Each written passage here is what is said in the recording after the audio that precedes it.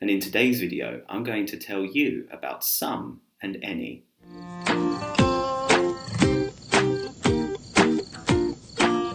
And if we haven't met before, my name's English teacher Matthew.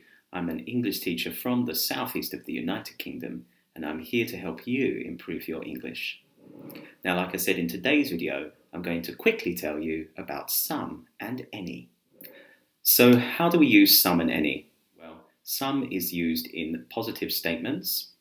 So for example, I can say, I have some plants, I have some apples, there are some trees outside.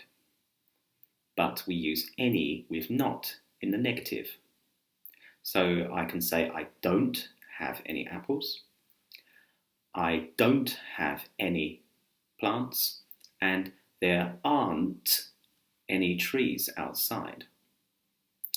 Now, again, we use any with questions. So for example, do you have any apples?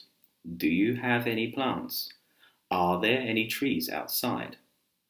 However, we can use some in questions too. However, usually when we are requesting, asking for something, or offering something. So, for example, would you like some tea? Or, I would like to eat something. Practice using some and any in the comments below, and I'll have a check. Thank you for watching today's video. If you did like it, then please press the like button, and if you want to see more, press subscribe. And until tomorrow, keep practicing.